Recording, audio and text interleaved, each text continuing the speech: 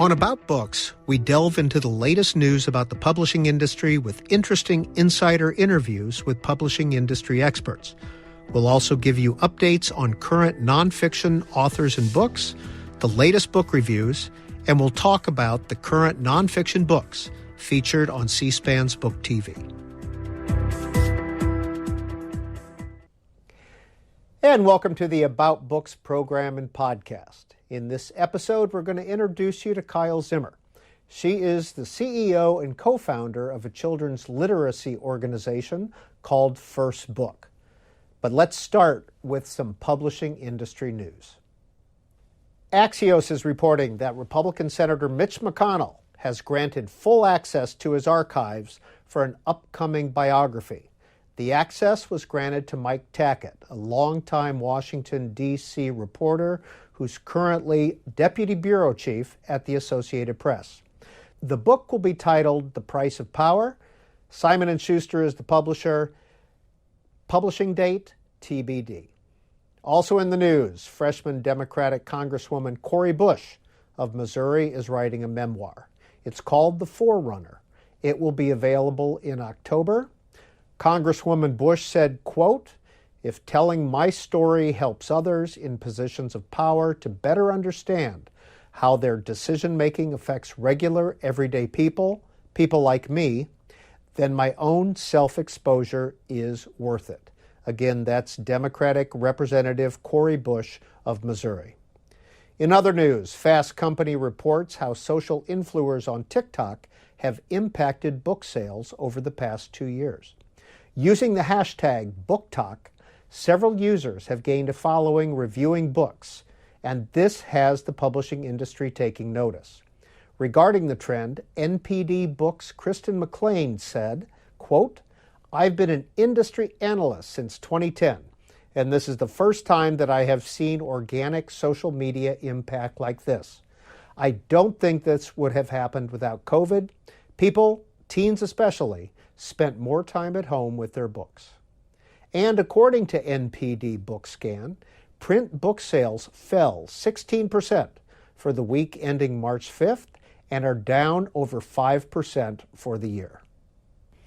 And this is the About Books program and podcast. We're about to introduce you to somebody who is involved in children's literature in her own way, and that is Kyle Zimmer, who is CEO of a group called First Book. Ms. Zimmer, what is First Book? Well, First Book is a nonprofit social enterprise founded 30 years ago by myself and by a couple of friends of mine. And what we're focused on is educational equity for kids in need across the country. And a major way that we deliver educational equity is by making sure that kids in poverty have all access to all the wonderful books they need and that their educators need to elevate their educational experiences and their love of books. Now, you call yourself a social enterprise. What does that mean? Well, that's a kind of nonprofit that takes lessons from the private sector and applies them for the benefit of the social sector. And so we're 100% a nonprofit, but we steal strategies, we steal pages out of the for-profit world so that we can leverage our work to reach more kids, more educators than we would otherwise. Well, could you explain a little bit about your business plan and your distribution? It's a little different than a lot of nonprofits. It is, Peter, we're not your grandmother's charity. We have built a really broad, far-reaching set of models because what we do from the outset is we try to identify what are the major failures in the system of providing equity to kids in need. And then we build large scalable solutions to those failures. And let me give you a couple of quick examples. We recognized, all of us recognize, that kids in need 360-degree surround sound of educational opportunities, formal and informal, but the world of institutions that serve these kids, that are dedicated to these kids, it's highly diffuse. It's church basements, it's homeless shelters, it's healthcare settings. Of course, it's Title I and Title I eligible schools. And so what we have done is we've aggregated the largest community of those educators, formal and informal, in all those settings across the US and Canada, so we can begin working as a unified group.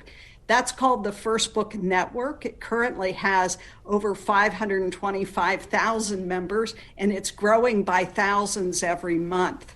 And that in and of itself is a thrilling thing, because then you can begin using market strength on behalf of this group that have never had any kind of leverage for their work. And so we use their input through another model that we use called the First Book Research and Insights. And again, another failure is that while the private sector is brilliant at leveraging data about consumers, what they want, what they need, the truth is that the social sector and all of us working in the educational realm, we don't have access to data like that. So First Book built it. We have a research arm that reaches into this large community serving kids 0 to 18 years of age. We reach in, we say, what are the pain points? What do your kids need? What do you need to serve them, to elevate their experiences? And then we respond to that. And so we have a research arm to address the failure of research. And then quickly, two others.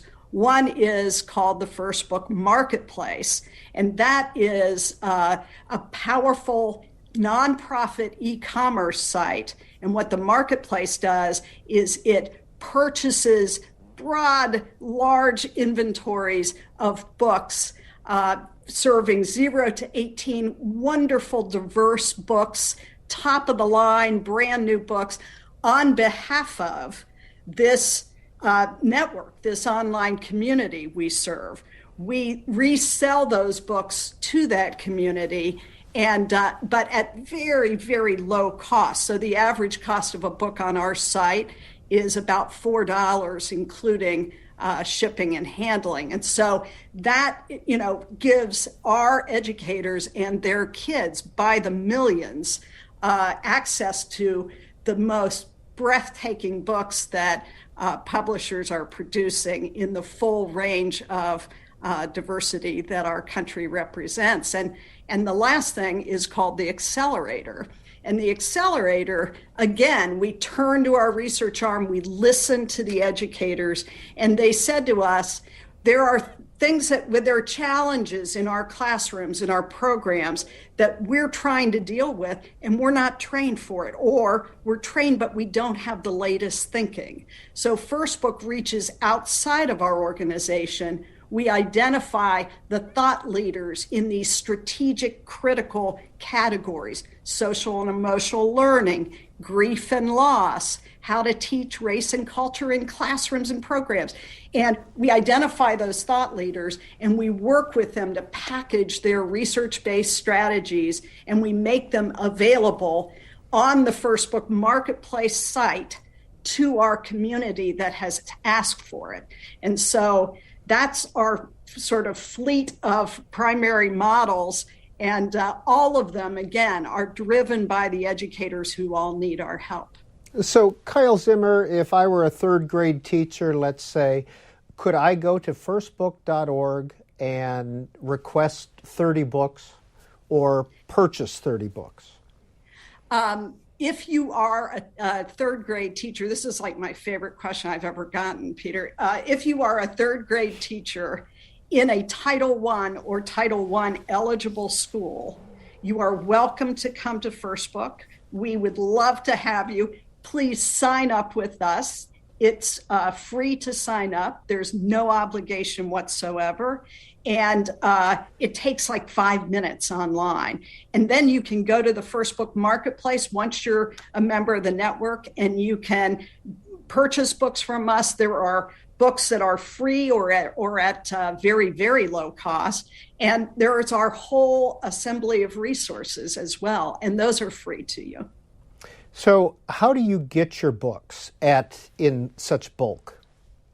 Well, it's two primary ways. One is what I just described, which is we went to the publishers and we said, let me back up, Peter, and say, I love the publishing industry. I literally love them. I think there's no more creative group of people. There's no more dedicated group of people in the world than the publishers. But the problem is the way the industry is designed. It is designed really to serve most fundamentally the people at the top of the economic ladder. And so First Book went to the publishers and we said, we would like to go out and aggregate everybody serving kids in the bottom 30% of the socioeconomic ladder. We will aggregate them, we will vet them, we'll be certain that they are who they say they are, and then we're going to come to you and we're going to make large-scale inventory buys. So we do that. We move about 17 million books through our system annually. A large percentage of them are books that we purchase from the publishers on a non-returnable basis, and we make them available on our website at these dramatically low costs, but it's only available to the folks who are registered with us and vetted as serving kids in need. And so one way is we purchase the inventory. And the second way is publishers have been profoundly generous with us, and they make contributions of their inventories every single year, reaching millions and millions of kids. Those books are also available on the First Book Marketplace website, and which is fbmarketplace.org. And those books remain free to our members.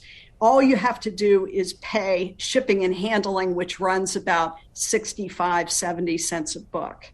So those are the two major categories of book inventory. And on the free enterprise side, Kyle Zimmer, the publishers get a tax credit for this, right? They do indeed. They do indeed. And it's a new market for them, right? And, the thing that I love about what we've built, Peter, is that, and all of your viewers, I've got to believe, would love this too, because, all of your viewers are book lovers. We know the power of a great story.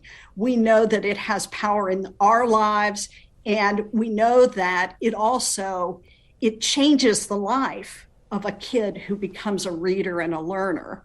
We know all that. But the problem is the industry is not designed to accommodate that and to accommodate reaching an audience that doesn't have the resources to buy at retail. And so the wonderful news about that is not only do they get a tax credit for inventory that they contribute, but in addition, we've opened a new market for them. And that's good for the industry.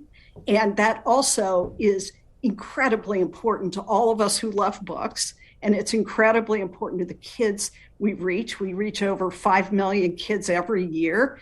And it's also important to the authors. Like, think about the authors who are reaching new kids who they wouldn't ordinarily reach. It's around the whole table. It's a wonderful setup.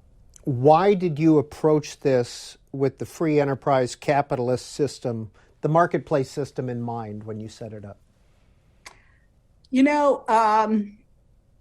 We need to solve these problems at extraordinary scale. And in fact, when you look at the fact that we have 30 million kids who are at or below, the poverty line, who are in that low income bracket, this is not something that can be solved by the kindness of strangers or by excess inventories in small quantities. We need an engine.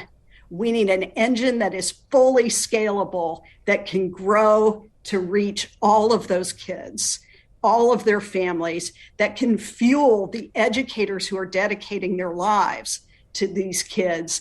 And that is not going to happen based on a small scale engine. And so what we recognized is that it had to be fully scalable to reach millions of kids. It also has to be economically viable. And that's important too, because even down at our $4 a book level for the books that we resell, there's a skinny little margin that comes to First Book that pays for 50% of our operating costs. And so the bigger we get, the more we'll be able to reach more kids. It's a self-perpetuating economic engine that delivers all the way around. And so I hope that answered your question, but it's all about, we want to design something that reaches every kid who's waiting for us. Well, Kyle Zimmer, you talked about that 50% of revenue. Where does the other 50% come from? Is it donations, et cetera, government?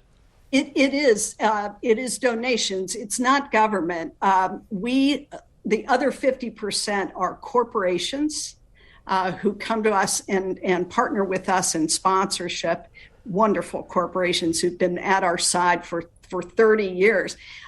We also have a great set of donors, and I would urge all of the book lovers, of course, who are watching this interview, please go to firstbook.org if you can and support us. We make every dollar reach its maximum impact, and we could really use your help. So it's a combination of corporate money and individual contributions and a little foundation money as well. Have you thought about government grants? We have thought about government grants. And of course, we're based right here in Washington, D.C. And occasionally we have involvement with government grants, but that's not the fundamental design of the organization. So, Kyle Zimmer, what about the public library system? Is it involved in First Book at all? It is involved with First Book. I can barely find the words to say how much I love librarians. We have libraries that are signed up with us as recipient organizations to distribute First Book books because of the population they serve and where they're located. We have libraries that are in very affluent neighborhoods that are signed up with us because of the outreach they do. They're wonderful community programs that reach into other populations that need more help. And so they are involved with us from the community level to the regional level and all the way up to the American Library Association. So you've been doing this for 30 years. Is your background in publishing and in books or libraries? 30 years is a long time, isn't it? My background is not at all in publishing, or I don't have the creativity at all to be an author or anything like that. I'm a lawyer. I was a lawyer, not just a lawyer, but a Washington, D.C. lawyer. And I began, I should say from my background, I was lucky enough to grow up in a household that valued education above anything else, that was filled with books. And I know the power of that in my own life. So I had that in my DNA. But also, when I was a lawyer practicing, I began volunteering at a local soup kitchen. And that soup kitchen, really taught me so much, because I began going 3 times a week, and I would go in and there'd be kids who, big smiles, looking for a place to hang out. And I kept thinking, gosh, if we just had books, we could read with these kids. And then I began kind of peeling the onion and trying to learn about what's the cost of kids' books, and and why are books not available in these settings, and what are the obstacles to that, and what's the impact of not having them available. And so I really became a student of the publishing industry, and it all kind of rolled out from there. And because this is a problem that I think, Peter, I think there's almost nothing more fundamental to our country and everything that we say we believe in than this issue. It affects the kid's life, not just in elevating their academic life, which of course is critical, but it affects their employability, their ability to get a job, to support their family, to engage in their community. It affects our democracy. It affects the American dream that every kid has the chance to grow up and do and fulfill their destiny. And I think there's nothing more basic than this. It's about racial justice. It's about economic equality, and it's about having the big chance that we all deserve to have. Some facts about a first book. 5 million children a year served, and over 200 million books have been provided to children across the U.S. Kyle Zimmer, what's in the future for First Book? More and better is in the future. We have a scaling plan that's just about to roll out onto the launch pad that will have us in the next 5 years on a significant additional growth trajectory. We are currently in about 60% of Title I schools.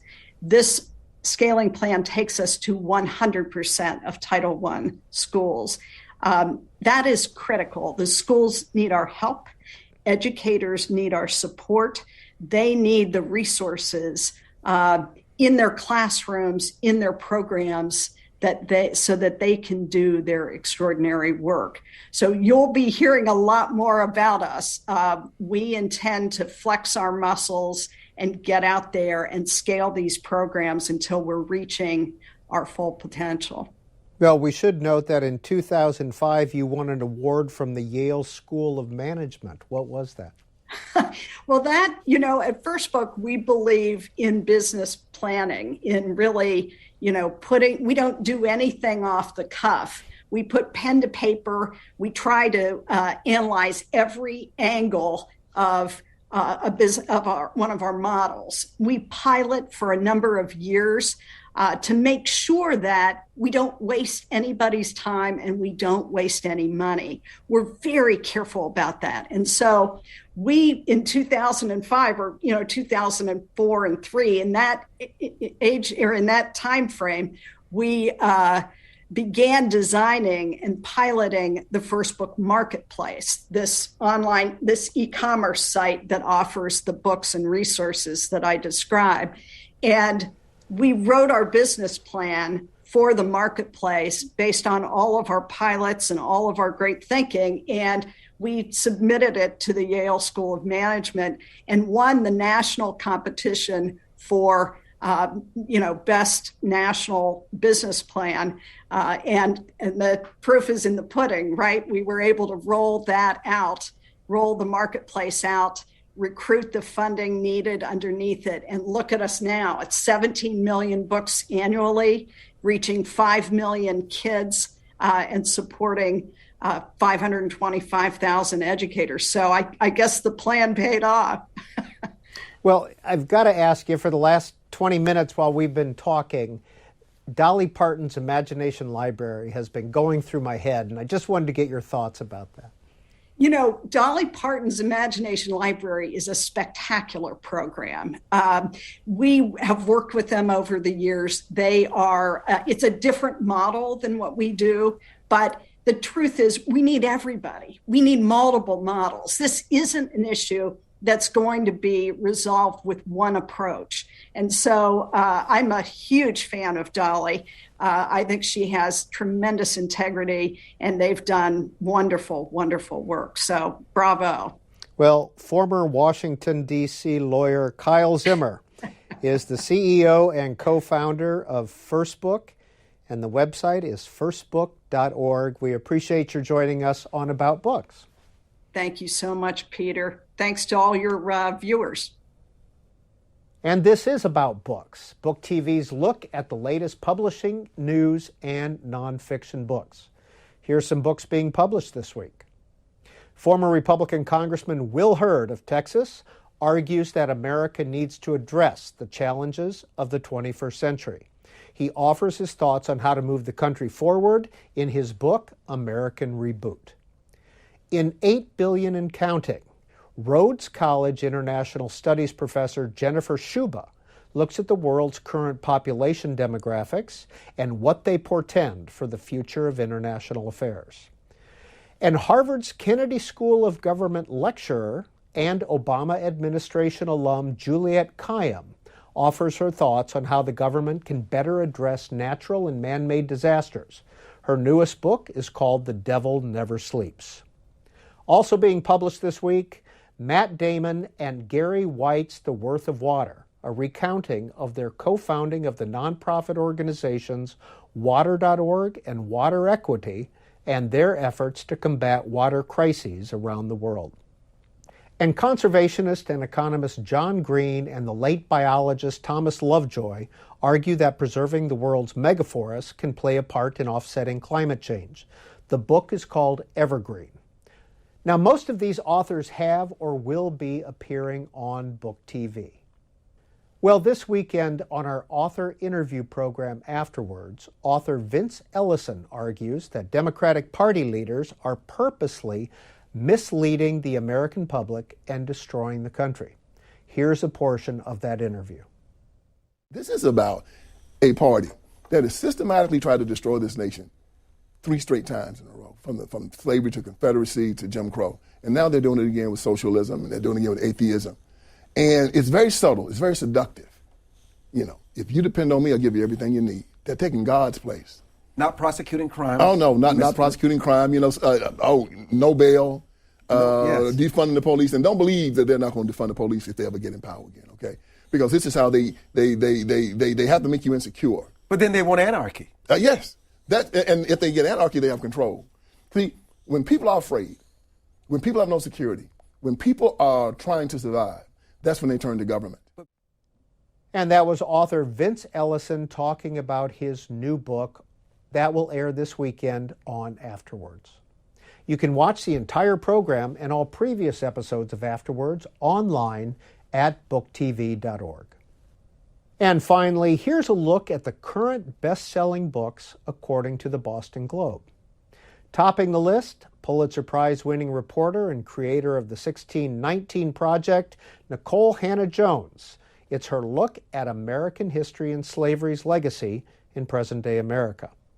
After that is actor Stanley Tucci's memoir, Taste, My Life Through Food. Then it's Atlas of the Heart, University of Houston professor Brene Brown's thoughts on making meaningful human connections. That's followed by Charles Mackesy's illustrated fables, The Boy, the Mole, the Fox, and the Horse. And wrapping up our look at the Boston Globe's best-selling nonfiction books is These Precious Days, a collection of essays by novelist Ann Patchett. And that's a look at this week's publishing news and the latest nonfiction books. Thanks for joining us on About Books. A reminder that About Books is available as a podcast at the C-SPAN Now app or wherever you get your podcasts.